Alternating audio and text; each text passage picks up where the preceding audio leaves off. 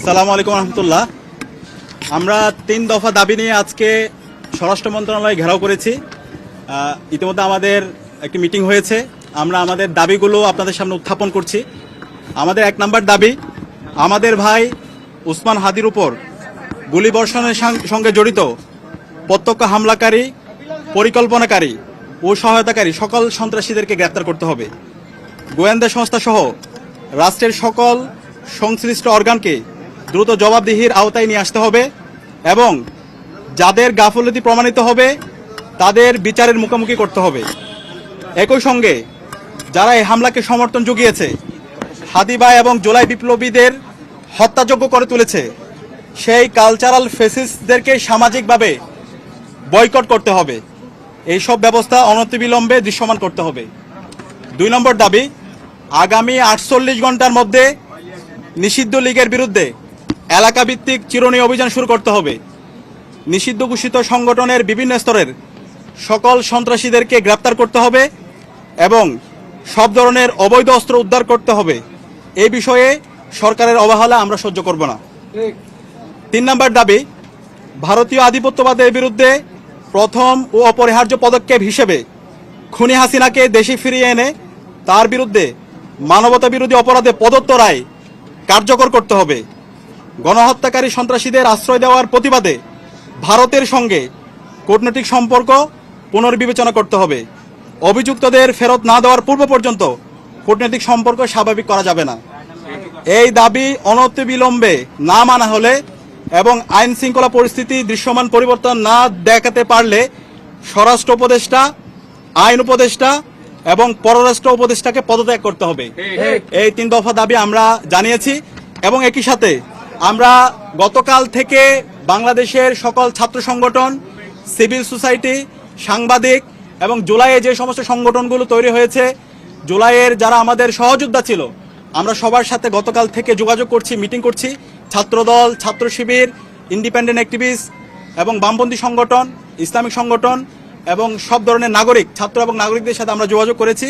আমরা সারা দেশে সবাইকে ঐক্যবদ্ধ হওয়ার জন্য আমাদের ফেসিবাদের বিরুদ্ধে, আমাদের কমন এনিমি ভারতের যে হচ্ছে যারা বাংলাদেশে দাসত্ব কায়েম করতে চায় এবং একই সাথে এই পতিত ফেসিস্টদের বিরুদ্ধে আমাদের ঐক্যবদ্ধ হওয়ার জন্য আমরা সবার সাথে কথা বলেছি এবং সকল ফেসিবাদ বিরোধী যারা আন্দোলন সংগ্রাম করেছে সবাই একমত হয়েছে এবং খুব দ্রুতই সকল ফেসিবাদ বিরোধী আমরা যারা জুলাই একসাথে নেমেছিলাম আমাদের সম্মিলিত কর্মসূচি আপনারা দেখতে পাবেন।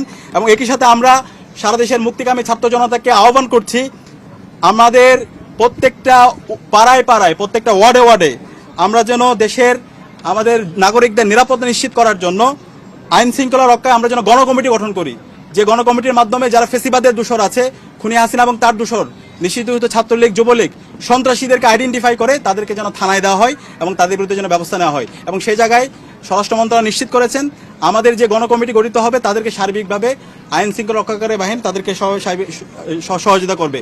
এবং যেই দিল্লি আজকে খুনি হাসিনা এবং তার দূষরদেরকে, সন্ত্রাসীদেরকে আশ্রয় দিচ্ছে এবং দিল্লি থেকে আমাদের বাংলাদেশকে বিভিন্নভাবে উত্তপ্ত করার চেষ্টা করা হচ্ছে, সেই দিল্লির সাথে আমাদের যে পররাষ্ট্র মন্ত্রণালয় আছে, পররাষ্ট্র মন্ত্রণালয়ের কূটনৈতিকভাবে তাদের বিরুদ্ধে আমাদের যে সম্পর্ক সেটাকে পুনর্বিবেচনা করতে হবে।